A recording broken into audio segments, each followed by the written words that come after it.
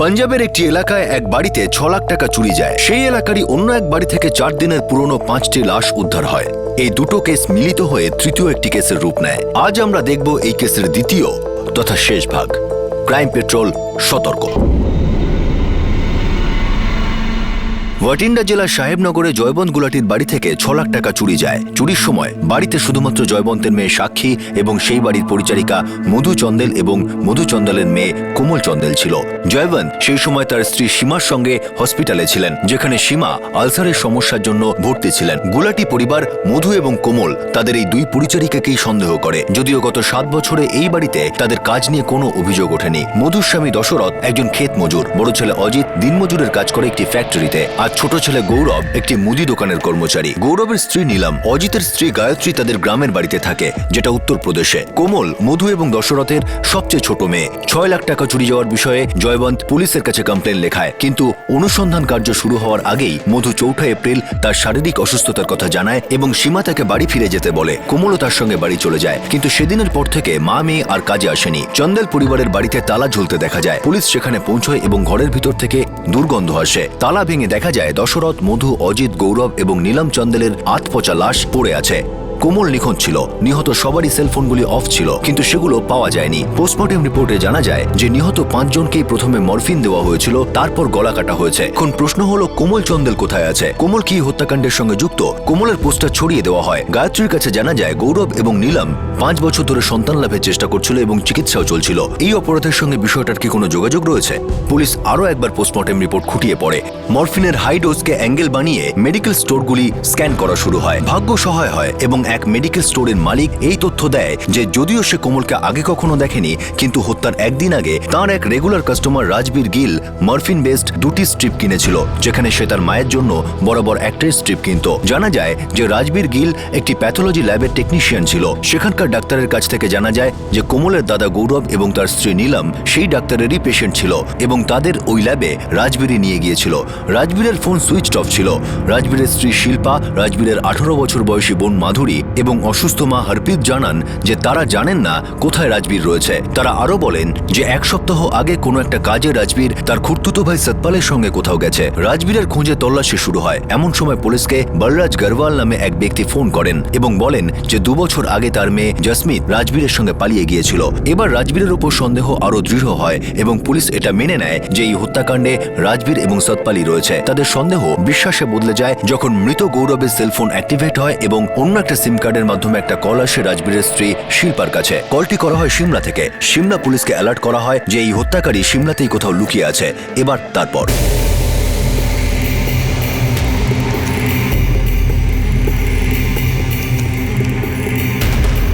একে কি করব? ও আমাদের রাস্তার কাঁটা হতে পারে, ওকে সরাতে হবে।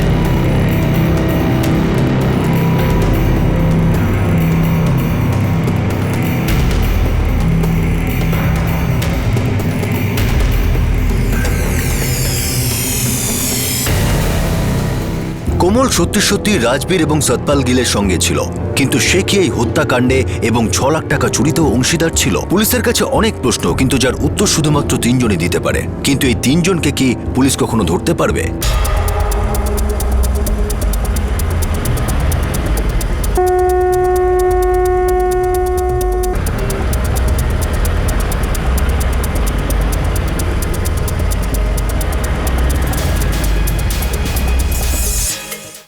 স্যার, সিমলা পুলিশ পুরো শহর তল্লাশি করেছে, কিন্তু রাজবীরের সতপালের কোনো খবর নেই।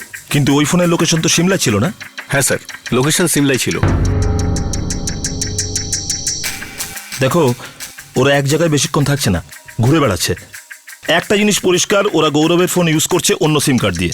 তার মানে ওরা এতে পুরোপুরিভাবে যুক্ত। এখন এটাই দেখার ওদের ইনভলভমেন্ট কতটা এবং কীরকম। শোনো, একটা কাজ করো, ভিকটিমের যতগুলো ইনস্ট্রুমেন্ট আছে সেগুলোর IMEI ট্র্যাকিং শুরু করো। ওরা একটা ফোন ইউজ করেছে, দ্বিতীয়টাও করতে পারে। স্যার,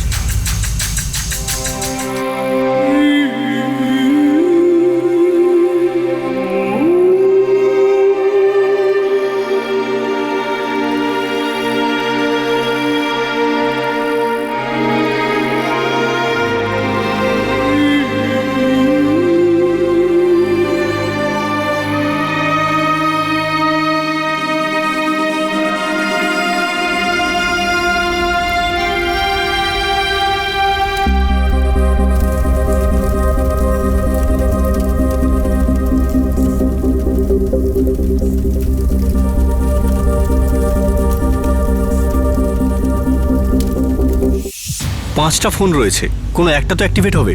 না ইন্সপেক্টর, প্রত্যেকটা ইনস্ট্রুমেন্টের উপরই আমরা নজর রেখেছি, কিন্তু একমাত্র গৌরবের ফোনটা ছাড়া কোনোটাই আর অন হয়নি। ওকে, থ্যাংক ইউ।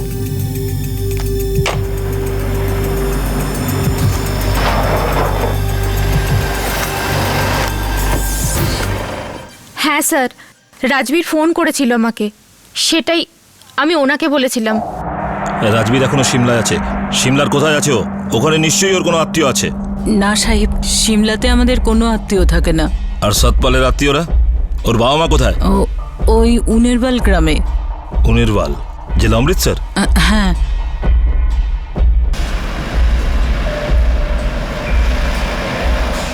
স্যার, উনারবাল থানাতে ইনফর্ম করে দিয়েছে সতপালের বাড়িতে টিম পাঠানোর জন্য।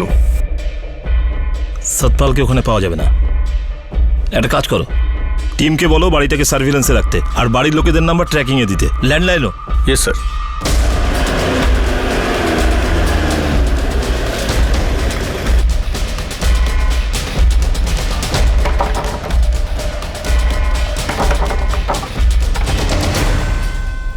বলুন।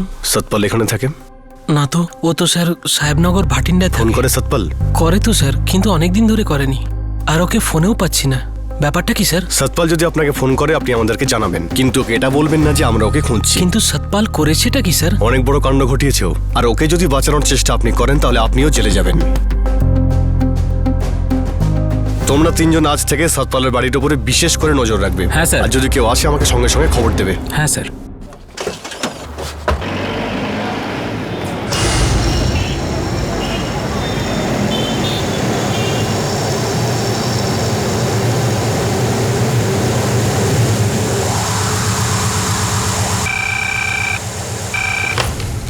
হ্যালো স্যার, অজিত চান্দেলের ফোনটা অ্যাক্টিভেট করা হয়েছে অমৃতসরে। যে নাম্বারে কন্ট্যাক্ট হয়েছে আমাকে এক্ষুনি মেসেজ করো। হ্যাঁ হ্যাঁ হ্যাঁ স্যার। ইন্সপেক্টর, আপনার খোঁচরদের অমৃতসরে অ্যাক্টিভেট করান। রাজবীর অমৃতসরে রয়েছে, রাজবীর আর সতপাল দুজনের ফটোই আপনার কাছে রয়েছে। তাড়াতাড়ি।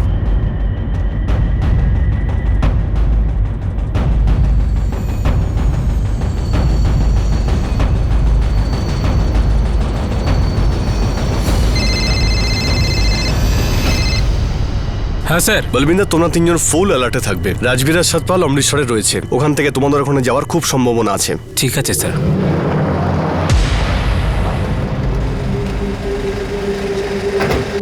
হ্যাঁ স্যার, রাজবীর আমাকে আবার ফোন তো করেছিল, কিন্তু ও তো আমাকে কিছু বলেনি যে ও এখন কোথায়। তো আমিও আপনাদের বলা প্রয়োজন মনে করিনি। রাজবীর তো আমাদের হাতে ধরা পড়বেই শিল্পা দেবী, আর লকআপে আমরা ওর পিঠের চামড়া তুলে দেবো। আর তখন যদি ওর কিছু হয়ে যায় তখন আমরা আপনাদের এটাই বলবো যে আপনাদের বলা আমি প্রয়োজন মনে করিনি। না না স্যার, এরকম বলবেন না, আমার স্বামী কিচ্ছু করেননি। আপনি এক কথা বলছেন, আপনার চোখ কিন্তু অন্য কথা বলছে শিল্পা দেবী। আপনি তো নিজেকেও মিথ্যে কথা বলতে পারছেন না। কোমল সঙ্গে রয়েছে? আমি জানি না স্যার। রাজবীর, রাজবীর, তোমাকে ঠাকুরের দিব্যি, মায়ের দিব্যি, বলো তুমি এই হত্যাকাণ্ডের সঙ্গে যুক্ত কিনা? আরে না রে বাবা, আর কোনোদিন এই ধরনের প্রশ্ন করবে না আমায়। তাহলে তুমি বাড়ি ফিরছো না কেন? আর পুলিশ তোমাকে আর সতপালকে খুঁজছে কেন? দেখো শিল্পা, আমি তোমাকে সব বলবো, এর মধ্যে আমি তোমাকে মাঝে মাঝে ফোন করব। আর এই কথাটা কাউকে বলবে না, পুলিশকে তো একদম না, বুঝলে? বুঝেছি, কিন্তু তুমি এক্ষুনি একটা কথা বলো, ওই কোমল কি তোমার সঙ্গে আছে? আবার সেই বাজে প্রশ্ন। কি হয়েছে? পুলিশ খুঁজছে আমাদের। তাহলে এখন? দাঁড়া ভাবি। দেখুন শিল্পা দেবী, হরমিত দেবী, আপনারা যত সত্য গোপন করবেন ততটাই আক্রোশ আমরা রাজবীর আর সতপালের ওপর দেখাবো। আর বিশ্বাস করুন, এমন মারা হয় যে লোকেরা মৃত্যুর জন্য প্রার্থনা করে। আমার রাজবীর এরকম নয়, আপনি ওকে ভুল বুঝছেন। ভুল লোককে কি করে ঠিক ভাববো বলুন? কোমলের সঙ্গে ওর কোনো সম্পর্ক আছে? এটা আপনি কি বলছেন সাহেব? এই যে ওর বউ, ওর একটা ছেলে আছে, আপনার সামনে দাঁড়িয়ে আছে, কোন সম্পর্কের কথা বলছেন সাহেব? সেই সম্পর্ক যা সামনাসামনি হয় না, লুকিয়ে চুরিয়ে হয়। ওনাকে লুকিয়ে চুরিয়ে।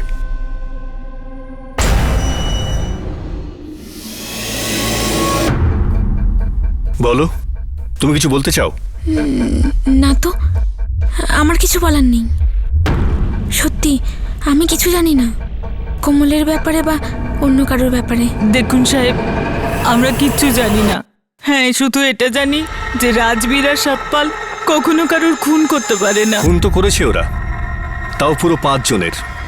এবার আপনারা তিনজনে মিলে ঠিক করে নিন যে এবার আপনারা আপনাদের জীবন বাঁচাতে চাইবেন না ওদের সাথে ডুবতে চাইবেন। চলো। মাধুরী, হ্যাঁ মা, কি ব্যাপার? সেটাই তো আমি জিজ্ঞেস করছি, কি ব্যাপার? তুই কি কিছু জানিস? না তো।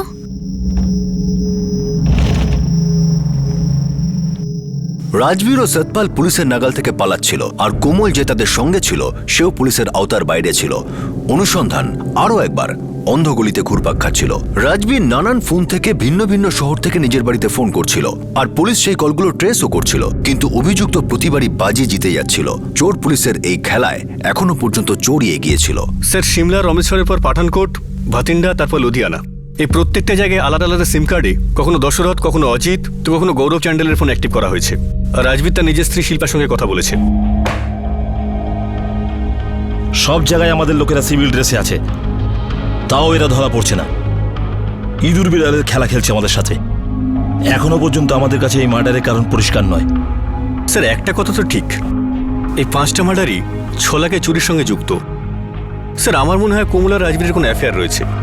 রাজবীর কোমলকে দিয়ে চুরি করিয়েছে, আর মধু জানতে পেরে যায় আর বাড়িতে বলে দেয়। তখন বাড়িতে খুব ঝামেলা হয়। তখন রাজবীর সতপালের সাহায্য নিয়ে এই 5 জনকে মেরে ফেলে।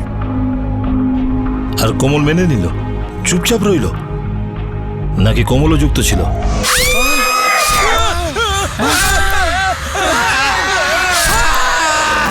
স্যার, সেটা তো বলা যাচ্ছে না, কিন্তু স্যার ওই জসমিতের অ্যাঙ্গেলটাও তো রয়েছে। যেটা শুধু জসমিতের বাবাই জানে। এ বিষয়ে রাজবীরের মা ও বউ কিচ্ছু জানে না। আমি রাজবীরকে ভালোবাসি বাবা, আমি সিদ্ধান্ত নিয়ে ফেলেছি, আর মরে গেলেও তা বদলাবে না। স্যার, আমি জসমিতের ফটোগ্রাফ সব পুলিশ স্টেশনে পাঠিয়ে দিয়েছি। স্যার, জসমিতের বাড়ি রাজবীরের জন্য সেফ হাউস হতে পারে। এই রাজবীরের কতগুলো সেফ হাউস আছে এক্ষুনি তুমি বলছিলে, সিমলা, অমৃতসর, ভাটিন্ডা ইত্যাদি ইত্যাদি। এই রাজবীর সেফ থেকে সেভ হচ্ছে, আর আমরা চুপ করে বসে আছি। ওরা কোনো না কোনো ভুল পদক্ষেপ তো নেবেই। পদক্ষেপ তো অনেক বড় জিনিস হয়ে গেল। যদি একটা ভুল আঙুলও তোলে না, তাহলে আঙুল থেকে হাত, আর হাত থেকে ঘাড় ধরতে আবার একটুও সময় লাগবে না। আমার রাজবীর চাই, বুঝলে? আমি এই ব্লাইন্ড কেসকে আর অন্ধকারে রাখতে চাই না।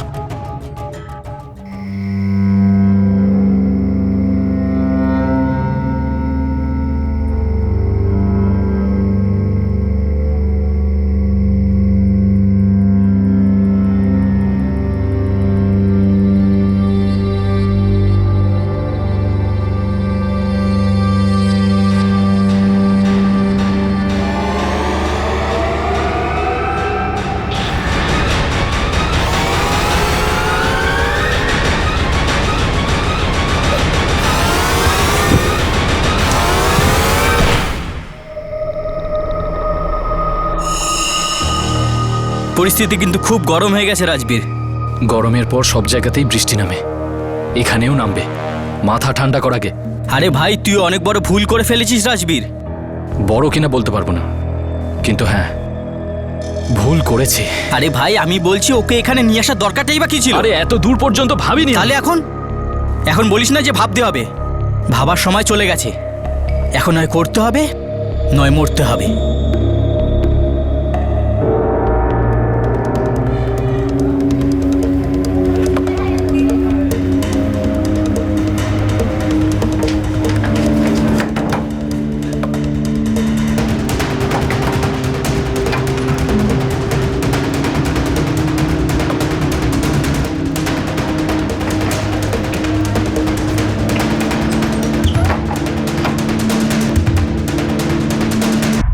স্যার, রাজবীর সতপাল উনারবাল পৌঁছেছে সতপালের বাড়িতে। 3 জন কনস্টেবল ওখানে রয়েছে।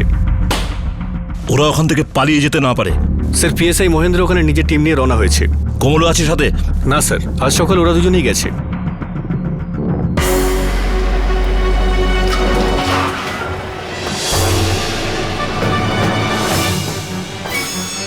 স্যার,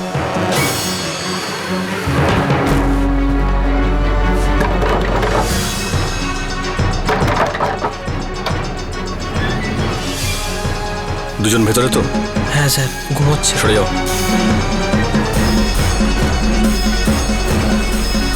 চল ভাই, ওঠ ওঠ ওঠ ওঠ। আর কত ছবি, ওঠ। কি হচ্ছে স্যার? 6 লাখ টাকা চুরি হয়েছে আর 5 জনের গলা কাটা হয়েছে। আর কাজটা তোরা দুজন করেছিস। চল স্যার, চল চল তাদের চল। স্যার আমার চল কথাটা তাড়াতাড়ি। শুনুন। স্যার করিনি আমি। চল স্যার আমি কিছু করিনি স্যার। স্যার আমি জানতাম একটু তো ড্রামা তোরা করবি, কিন্তু তোরাও তৈরি হয়ে যা। এই ড্রামাটা একটা অ্যাকশন ড্রামা হবে। সাহেবনগর থানাতে ক্লাইম্যাক্সের সিন পুরোপুরি তৈরি, শুধু তোদেরকে নিয়ে গিয়ে ওখানে শুটিং শুরু করতে হবে। চল। Sir sir sir sir sir Rajbir ও সতপালকে অবশেষে সতপালের বাড়ি থেকে তুলে আনা হয়। পুরো 15 দিন ধরে এই দুই ইঁদুর পুলিশকে বেশ দৌড় করিয়েছে, কিন্তু এই নাটকের পর্দা পড়তে এখনো দেরি আছে। কোমলের খোঁজ পাওয়া বাকি এবং এই ব্লাইন্ড কেসের পুরো ইতিহাস সামনে আসা বাকি আছে।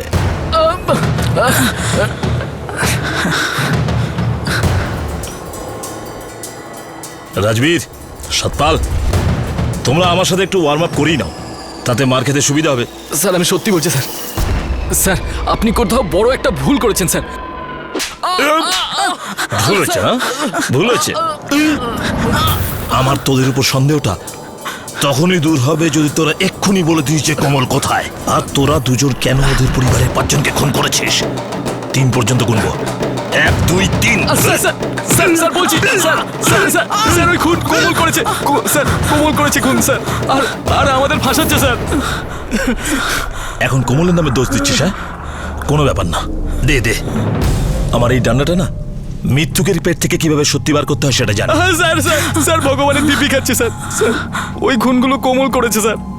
স্যার ওর নিজের পরিবারের ওপর অদ্ভুত ধরনের রাগ ছিল স্যার। স্যার ওই সবাইকে মেরে ফেলেছে স্যার।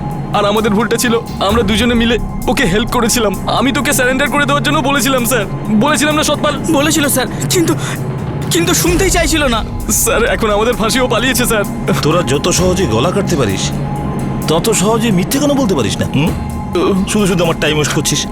কোনো ব্যাপার না, মিথ্যে বললে তো শাস্তি পেতেই হবে।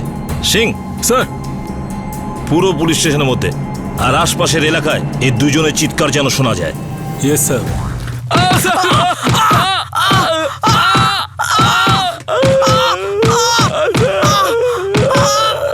বলছি স্যার, সব বলছি, সব সত্যি কথা বলে দিচ্ছি স্যার। বলছি স্যার আর মারবেন না স্যার।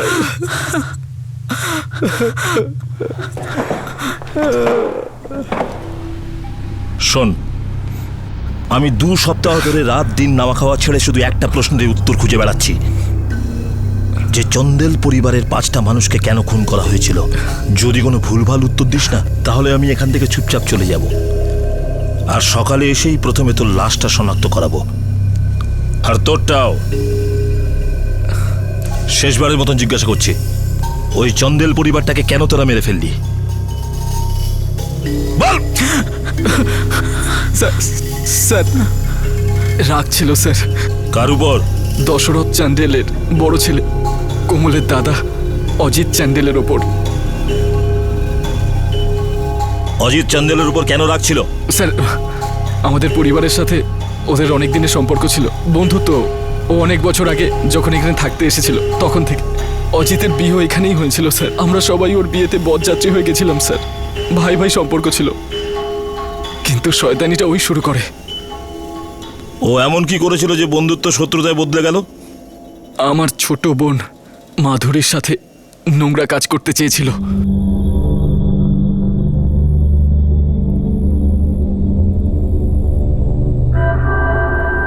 অজিত দাদা, আমাকে এখানে কেন এনেছো?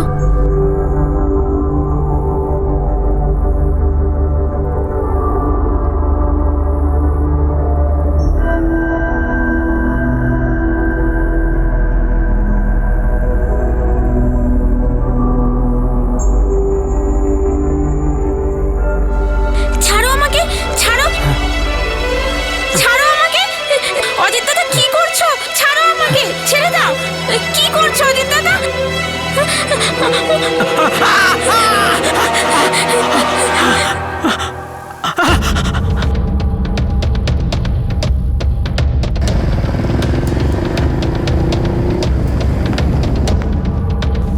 মাধুরী, কি হয়েছে? মাধুরী কি হলো? হ্যাঁ কাঁদছিস কেন? বল কি হয়েছে? আমি স্কুল থেকে আসছিলাম, তখন রাস্তায়। আরে মাধুরী, বাড়ি যাচ্ছিস? আয় বস, আমি ছেড়ে দিচ্ছি। আয়।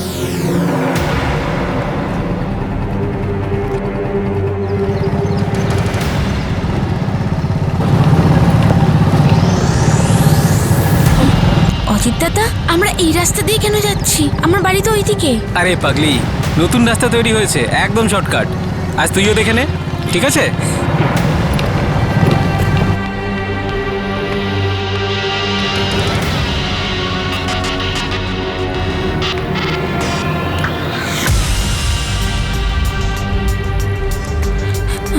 অজিত দাদা, আমরা এখানে কেন এলাম?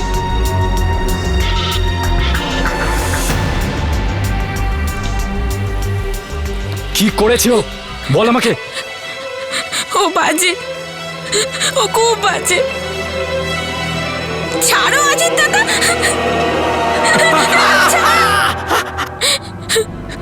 ও কি কিছু খারাপ করেছে তোর সাথে? তোর সাথে কিছু খারাপ করেছে কি? চেষ্টা করেছিল, কিন্তু আমি ওকে মেরে পালিয়ে এসেছি। ও খুব খারাপ দাদা। মাধুরী, এই কথাটা তুই কাউকে বলবি না, ঠিক আছে?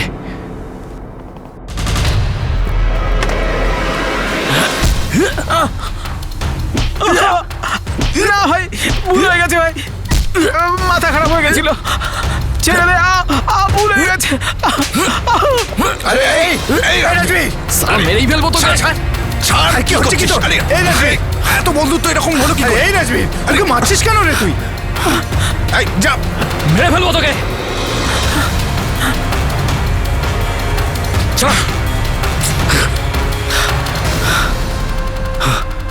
স্যার, এই কথাটা না আমি কাউকে বলেছি, আর না মাধুরী। ওর কোনো বদনাম হোক আমি চাইতাম না। তাহলে এটা 4 বছর আগের ঘটনা? হ্যাঁ স্যার, কিন্তু 4 বছর ধরে এই রাগের আগুন আমার বুকের মধ্যে জ্বলছিল।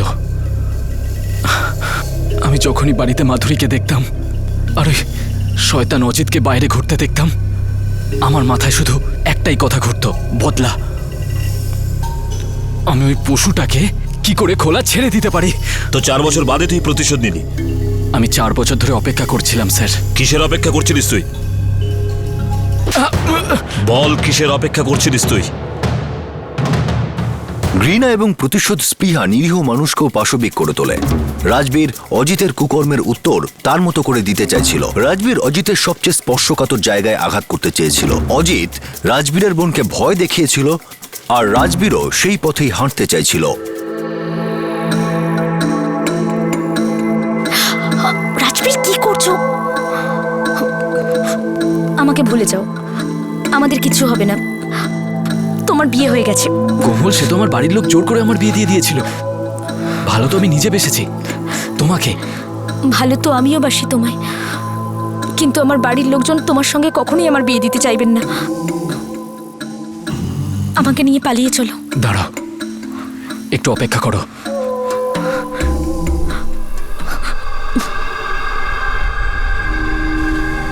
মাধুরীর সাথে খারাপ ব্যবহার করেছো, তখনই জানোয়ারটা কেটে ফেলিসনি কেন? আমি অপেক্ষা করছি। কিসের অপেক্ষা? আমি মাধুরীকে বলেছি এই কথাটা যেন কাউকেও না বলে, আর এই কথাটা আমিও কাউকে বলিনি। আমাদের মাধুরীর বদনাম হতো ভাই, আর বাড়ির সম্মান তো ধুলোয় মিশে যেত। হ্যাঁ, এটাও ঠিক, কিন্তু আমি এখনো কিচ্ছু ভুলিনি। অজিতের বোন কোমল আমাকে ভালোবাসে। অজিতও এটা মনে করে যে আমি ওকে ক্ষমা করে দিয়েছি। আর ওর ভাই গৌরব, ওকে আমি ল্যাবরেটরি নিয়ে গিয়েছিলাম চিকিৎসার জন্য। না রে ভাই, এই ব্যাপারটা আমি বুঝতে পারছি না। আরে আরে এত কিছু কেন করছিস তুই? কিসের জন্য অপেক্ষা করছিস তুই? কিসের জন্য? কোমলের 18 বছর বয়সের, আর এই বছর ও 18 বছরে পড়লো। আর তখনই আমার গেমটা শুরু করলাম। সাবালিকা হলে কি হতো? আমি ওকে প্রথমে যন্ত্রণা দিতে পারবো যে দেখো, সবকিছু নিজেদের মতে হয়েছে। আপনার মেয়ে নিজেই আমার কাছে এসেছে। তোর রাগ অজিতের উপর ছিল, তাহলে পুরো পরিবারকে কেন মারলি? আর কোমল কোথায়?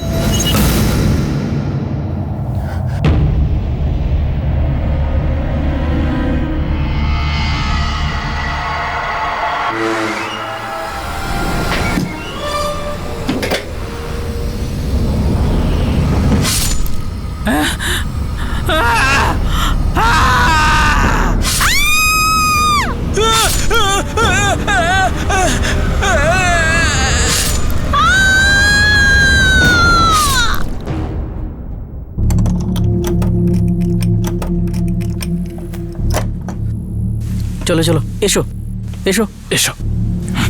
চলো।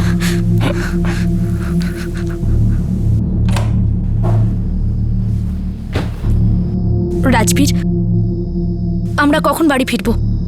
আমার বাড়ির লোকজন কিন্তু চিন্তা করছেন। না, ওরা কেন চিন্তা করবে? ওরা তো আরাম করে শুয়ে রয়েছে। আর এখন তুমি আরাম করে শুয়ে পড়ো। আরাম করে শুয়ে রয়েছে মানে? রাজবীর, সত্যি করে বলো, তুমি ওনাদের সাথে কি করেছো? রাজবীর, এটা কি করছো রাজবীর?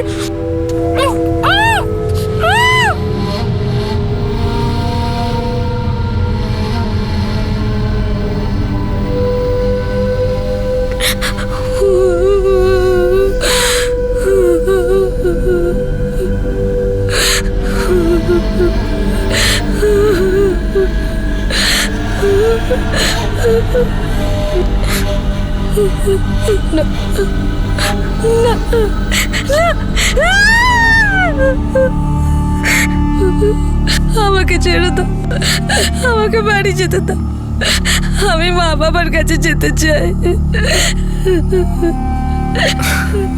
যাবে, নিশ্চয়ই যাবে তুমি তোমার বাবা মার কাছে। ওখানে তুমি তোমার 2 দাদা আর বৌদিকেও দেখতে পাবে। কিন্তু আপাতত তুমি আমাদের দুজনকে শুধু 2 বারের জন্য খুশি করে দাও।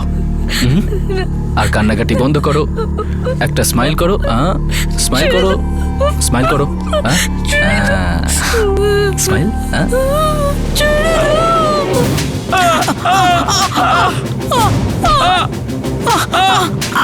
কোমল কোথায়? কোথায় আছো?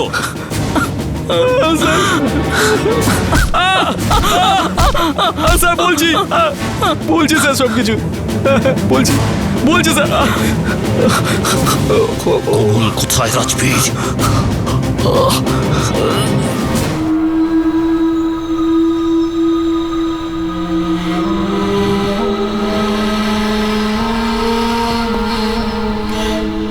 সময়টাও ভালো রাজবীর, আর এই জায়গাটাও। তাছাড়া এই ঝামেলাটাকে সঙ্গে নিয়ে আসাটা অনেক বড় ভুল ছিল। সেই ভুলটাই তো শুধরোচ্ছি।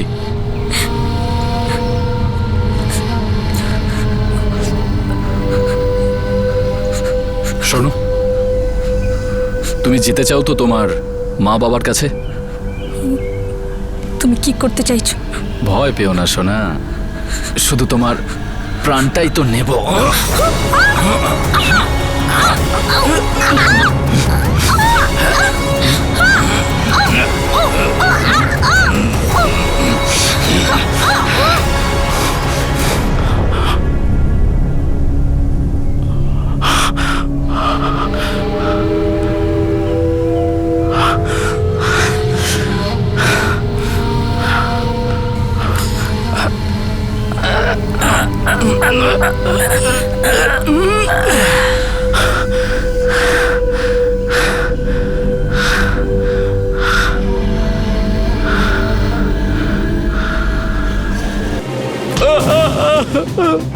পুরো চন্দ্রের পরিবারকে শেষ করছিস তুই। কি করে করলি?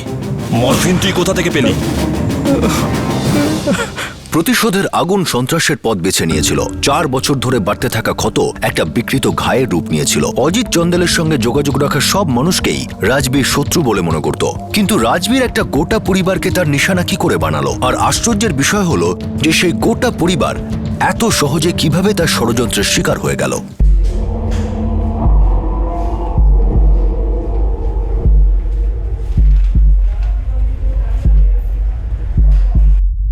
গৌরব, গৌরব, কি হয়েছে রাজবীর? ভাই তোর সাথে একটা জরুরি কথা আছে। আমার সাথে? হ্যাঁ। কি কথা? চল। না ভাই, সত্যি বলছি গৌরব। কিন্তু ডাক্তারবাবু আমাকে বলছিলেন যে আমার অবস্থা আগের থেকে ভালো হচ্ছে। ভাই একটা কথা বল, তোকে এখানে কে নিয়ে এসেছিল? আর এখানে কাজ কে করে? তাহলে বেশি তুই জানবি না আমি? হ্যাঁ, তাহলে ডাক্তারবাবু এমন কথা কেন বলছিল? আরে ডক্টর তো এরকম বলবেই ভাই, ওরা শুধু টাকা চেনে, তোর থেকে টাকা খাচ্ছে। দেখ, তুই যদি এখানে আসিস তাহলে তুই বাবা তো হতে পারবি না, কিন্তু হ্যাঁ গরিব নিশ্চয়ই হবি। আরে এটা এটা তুই কি বলছিস ভাই? এটা তো কিছুই না গৌরব, আমি তোকে যা বলতে চলেছি না, শুনলে আরো কষ্ট পাবি। এবার আর কি খারাপ খবর শোনাবি রে? ভাই গৌরব, তোদের বাড়িতে কিছু একটা আছে। কিছু আছে মানে? কোনো কালো শক্তি আছে তোদের বাড়িতে, যেটা তোদের খারাপ চায়। ফালতু কথা বলিস না তো। ভাই শোন, আমি 3 বছর ধরে এইসব বিদ্যা শিখেছি। আমি যখনই তোর বাড়ির পাশ দিয়ে যাই না, আমি ওই শক্তি দেখতে পাই, আমি শুনতে পাই ওইসব শক্তির আওয়াজ, আর সেটা শুধু আমি দাঁড়াতে পারি। তুই কি করতে পারবি? তান্ত্রিক পুজো করব। তোর বাড়িতে হবে পুজো, এই দিব্যি খেয়ে বলছে। একবার পুজো হয়ে গেলে ওই শক্তি ফিরে আসবে না, আর তার 1 মাস পর তুই বৌদির থেকে ভালো খবর পাবি। আর যদি এরম না হয় না, তাহলে নিজের নাম বদলে দেবো আমি। পুজোটা বাড়িতে হবে? মানে খরচা টরচা পড়বে তো? মাত্র 11 টাকা, যা ডক্টরের ফিজের থেকে অনেক কম। দেখ, বেশি ভাবিস না, হ্যাঁ বলে দে, আর তাড়াতাড়ি নিজের জীবনে অনেক খুশি নিয়ে আয় তুই। দেখ, আমি তোর ভাই তাই বলছি। আর গৌরব সেটা মেনে নিল? না স্যার, মানেনি। আমাকে দেখে পালাতো, আর সবসময় ডক্টরের সাথে যোগাযোগ রাখতো। আমি ওর পেছনে পড়ে যাই, তারপর গিয়ে মানলো। কোনো দিন টিন দেখতে হবে নাকি তোর এই পুজোর জন্য? হ্যাঁ হয়তো। দেখ, আমি একটু দেখে নিয়ে বলবো পুজোর জন্য সবচেয়ে ভালো দিন কোনটা। তোকে আর নীলম বৌদিকে দুজনকেই পুজোতে বসতে হবে। পুজোয় বসবো ভাই, ডাক্তারবাবুর কাছে বাইরে বসি, এখানে পুজোতে বসবো। আরে মন দিয়ে পুজোটা করতে হবে, মনোসংযোগটা খুব দরকার। ঠিক আছে ভাই, মনোসংযোগ দেব।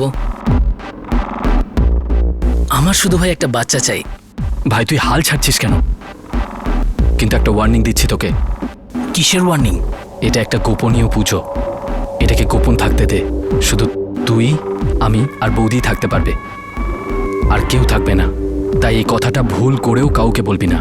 আর যদি এটা 5 কান হয়, তাহলে ওই কালো শক্তিও শুনে নেবে। বুঝতে পারছিস তো? কালো শক্তি।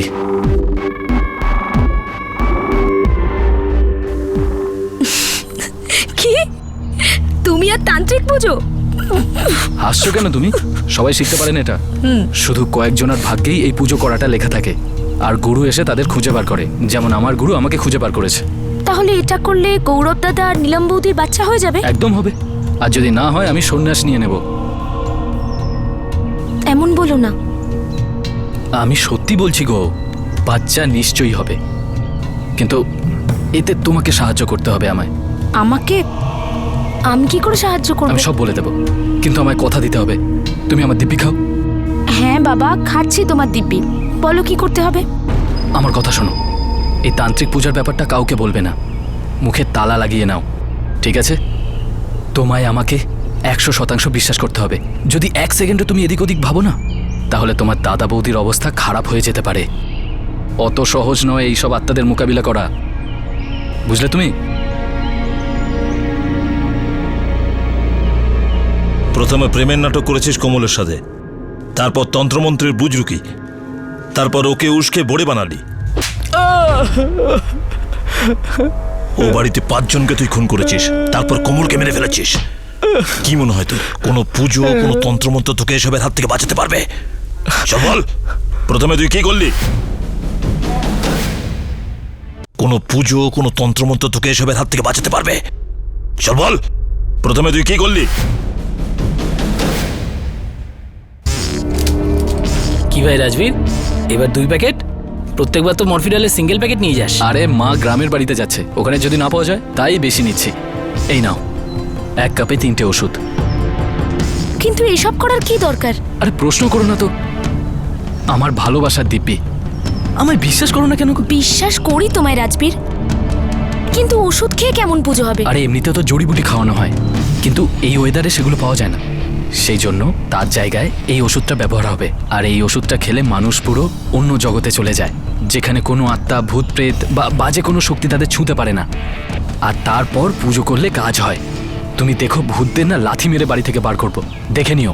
এই নাও নাও।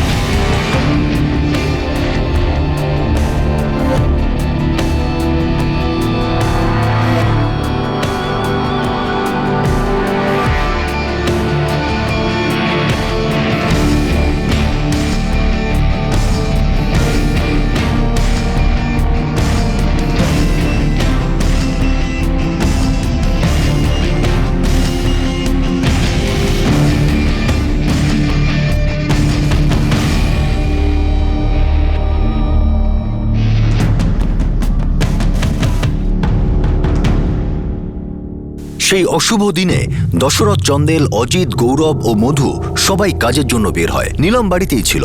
দশরথ, অজিত এবং গৌরবের রাস্তাতেই মাথা ঘুরতে থাকে, তাই তারা বাড়িতে ফিরে আসে। আর মধুও কাজ করার সময় অসুস্থ বোধ করতে থাকে, তাই সেও জয়বন্ত গুলাটির বাড়ি থেকে নিজের বাড়িতে ফিরে আসে। সবাই শুয়ে আছে তো? হ্যাঁ, সবাই এখন গভীর ঘুমে। মায়ের তো কাজের সময় মাথা ঘুরছিল, সেই জন্য তাড়াতাড়ি বাড়ি চলে এলাম। অজিত দাদা, গৌরব দাদা আর বাবা তো অর্ধেক রাস্তা থেকেই ফিরে এসেছে। তুমি চিন্তা করো না, সবাইকে ঘুম থেকে জাগিয়ে দেবো আমি। তুমি এবার দেখো আমার তন্ত্র শক্তির ক্ষমতা।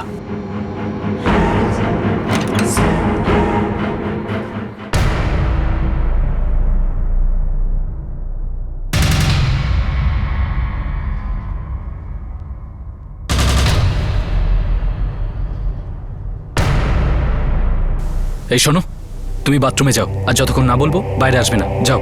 কিন্তু আমি পুজোটা কেন দেখতে পারবো না? কারণ শোনো, তুমি তো বিবাহিত নও, আর তারপরেও যদি পুজোতে বসো তাহলে তোমার বৌদির অভিশাপ তোমার উপর পড়বে, আর তুমি কখনো মা হতে পারবে না, আমাদের বাচ্চার মা। তুমি কি সেটা চাও? আর শোনো, এখান থেকে চিৎকার করার আওয়াজ আসবে, তুমি একদম শুনবে না। যখন শরীর থেকে বাজে আত্মারা বেরিয়ে যায় না, তখন চিৎকার করে। তুমি একদম কান দেবে না, শুধু আমি ডাকলেই আসবে, ঠিক আছে? যাও, চলে যাও, যাও।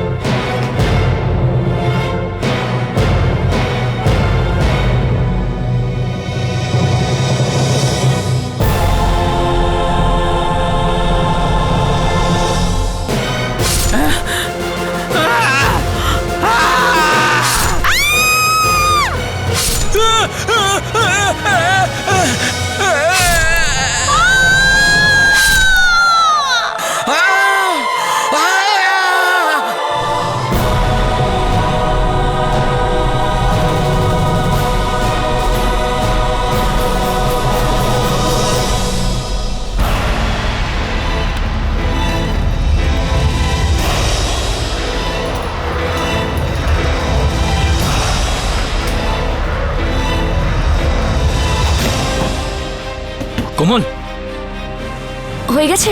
হ্যাঁ হয়ে গেছে, বাইরে চলে এসো। চলো, আমাদের বেরোতে হবে। বেরোতে হবে? হ্যাঁ। সবাই কোথায়? আমি মা বাবার সাথে দেখা করব। আরে সবাই ঠিকঠাক আছে, ওদেরকে ওখানেই থাকতে দাও, আস্তে আস্তে ঘুম ভাঙবে।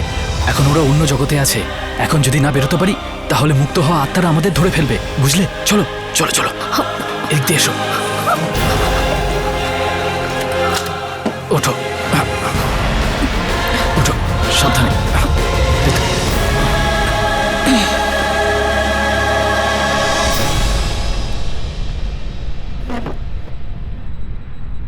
আর জাসমিত এখন কোথায় আছে? নাকি এটা জিজ্ঞাসা করবো এখন কোন জগতে আছে, যে 2 বছর আগে তার বাবার আদরে ছিল, যে তোর সাথে পালিয়েছিল? জাসমিতের সাথে তুই কি করেছিস রাজবীর?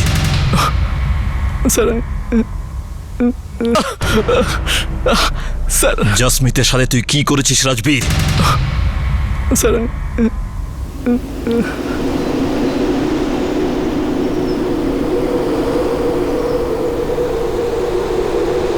আমরা এখানে কেন এসেছি বলো না?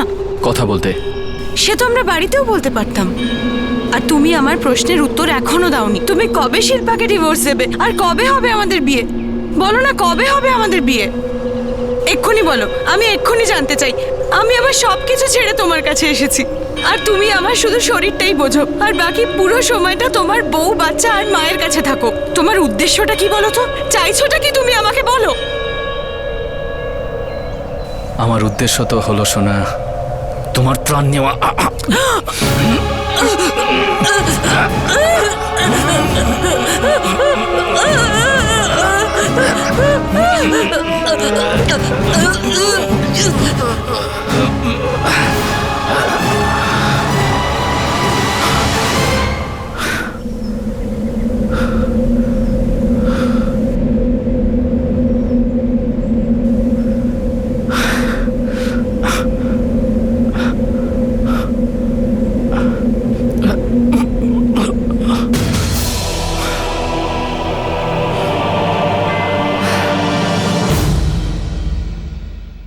বুঝেছি। আমি এখন তোকে খুব ভালোভাবে চিনে গেছি রাজবীর। আসলে তোর নাম রাজবীর গিল নয়, বরং তোর নাম রাজবীর জানোয়ার হওয়া উচিত ছিল, কারণ তুই জানোয়ারের থেকেও অধম। তোর এই নৃশংসতা বোনের আড়ালে লুকাতে চাইছিলিস। আমি মানছি অজিত তোর বোনের সাথে খারাপ করেছিল, কিন্তু তুই সেটাকেই হাতিয়ার করেছিস তোর অসৎ উদ্দেশ্য সাধন করতে। না স্যার, আমি সত্যি বদলা চাইতাম। জাসমিত কি করেছিল? হ্যাঁ, দশরথ, মধু, গৌরব, নীলম এরা কি করেছিল? যদি শুধু অজিতকে মারতিস সেটাও গুরুতর অপরাধ হতো, কিন্তু সেটা রাগের মাথায় করা অপরাধ হতো। তুই একই পরিবারের 6 জন লোক আর জাসমিতকে খুন করে ফেলেছিস, ঠান্ডা মাথায়, ভেবে চিনতে, নৃশংসভাবে। আর তার শুধু একটাই কারণ, তোর ধমনীতে রক্ত নয় বরং বিকৃতি বইছে।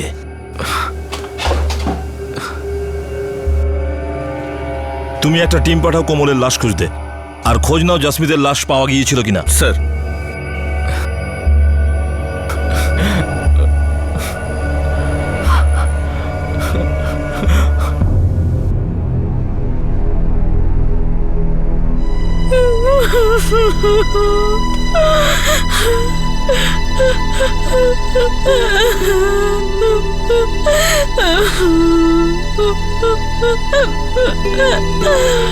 এতগুলো খুন, আর সেগুলোর আমাদের বাড়িতে হওয়া ওই 6 লাখ টাকার চুরির সঙ্গে কোনো সম্পর্কই নেই।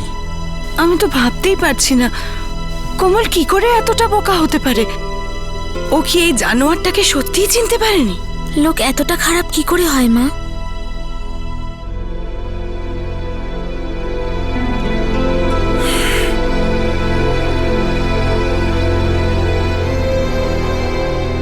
দেখুন, একটা খারাপ খবর আছে।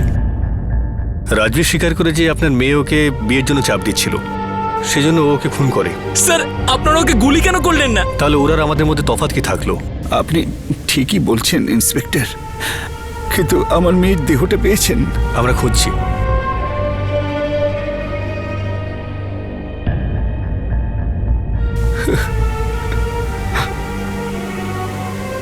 আমি চেয়েছিলাম ও সুখী হোক,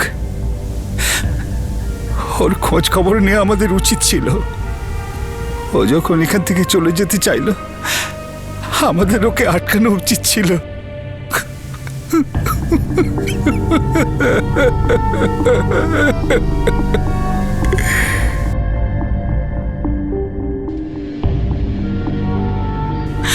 মাধুরী, অজিতের ব্যাপারটা সত্যি নাকি?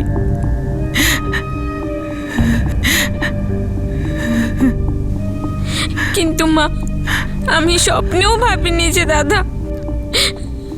দাদা এরকম কাজ করবে। মা, আপনি আপনার ছেলেকে, মাধুরী নিজের দাদাকে, আর আমি আমার স্বামীকে আসলে চিনতেই পারিনি। আর আমি চাই না আমার বান্টিও নিজের বাবাকে চিনতে পারে, জানতে পারে বা মনে রাখতে পারে যে ওর বাবা কি ছিল।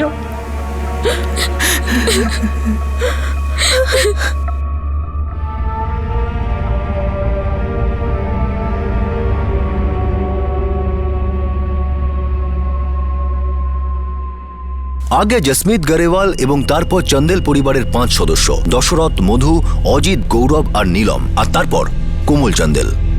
সব মিলিয়ে 7টা কোল্ড ব্লাডেড মার্ডার করেছে রাজবীর গিল। চন্দেল পরিবারে এখন শুধু অজিতের বিধবা স্ত্রী গায়ত্রী আর তার এক ছেলে আশুতোষ জীবিত আছে। পুলিশ সেই জঙ্গলে চিরুনি তল্লাশি চালায়, কিন্তু কোমলের লাশ কোথাও পাওয়া যায়নি। রাজবীর এবং সতপালের বিরুদ্ধে আইপিসির 302 ধারা অনুযায়ী হত্যার জন্য, 201 ধারা অনুযায়ী প্রমাণ লোপাটের জন্য এবং 34 ধারা অনুযায়ী কমন ইন্টেনশনের অভিযোগ দায়ের হয়েছে। তারা আপাতত পুলিশ কাস্টাডিতে আছে আর চার্জশিট এখন ফাইল করা হচ্ছে। জয়বন্ত ও সীমা গুলাটির বাড়িতে চুরি হওয়া 6 লাখ টাকার কেস এখনো পর্যন্ত ব্লাইন্ডই রয়েছে। এই হত্যাকাণ্ডকে একটা প্রতিশোধের কেস বলা খুবই কঠিন, হয়তো ভুলও হবে, কারণ অজিত যে মাধুরীর সঙ্গে অসভ্যতা করেছিল, যে অ্যাটেম্পটেড রেপ করেছিল, তার সঙ্গে জসমিত গরেওয়ালের হত্যার কি সম্পর্ক ছিল? সত্যি তো এটাই যে রাজবীর হলো মানসিকভাবে বিকৃত একজন মানুষ, যে হত্যা করে আনন্দ পায়। বিকৃত মস্তিষ্কের পাঠোদ্ধার কিভাবে সম্ভব? একজন বিকৃত মানুষকে কিভাবে চেনা যাবে? প্রত্যেকটা মানুষই ব্যক্তিত্বের দ্বারা ইঙ্গিত করে, সিগন্যাল দেয়, কিন্তু তাকে ধরা বোঝা তখনই সম্ভব হবে যখন আমাদের বুদ্ধি, আমাদের চেতনা সজাগ থাকবে, সতর্ক থাকবে। কোমল 18 বছরের একটি স্বাভাবিক মেয়ে ছিল, কিন্তু যখন রাজবীর তার গোটা পরিবারকে ড্রাগস দিয়ে অচেতন করতে বলল, তখন তার মনে খটকা কেন লাগলো না? ঠিক সেভাবে যখন জসমিত রাজবীরের সঙ্গে বিবাহ বিচ্ছেদ ও বিয়ের কথা বলতো আর রাজবীর কোনো জবাব দিত না, তখন জসমিত বিষয়টাকে অবহেলা করলো কেন? যদি অতীত খুঁটিয়ে দেখা যাবে বেখেয়ালে রাজবীর সব নিহতকেই নিজের বিকৃত চিন্তার ঝলক দেখিয়েছিল। শুধু সেই সময় সেই মুহূর্তে যদি সঠিক পদক্ষেপ নেওয়া যেত, যদি সেই সংকেতকে সতর্কতার সঙ্গে বোঝা যেত, তাহলে একটা নয় 7-7টা প্রাণ বাঁচতে পারত। আপনাদের সাথে আবার দেখা হবে ক্রাইম পেট্রোল সতর্কতে আরো একটা নতুন কেস নিয়ে। ততক্ষণ নিজের খেয়াল রাখবেন, সুরক্ষিত থাকবেন, আর মনে রাখবেন, আমরা সবচেয়ে বেশি প্রেরণা অনুভব করি এটা জেনে যে আমরা অন্যদের প্রেরণা যোগাচ্ছি। সঠিক সময়, সঠিক পদক্ষেপ, সতর্ক থাকুন। জয় হিন্দ।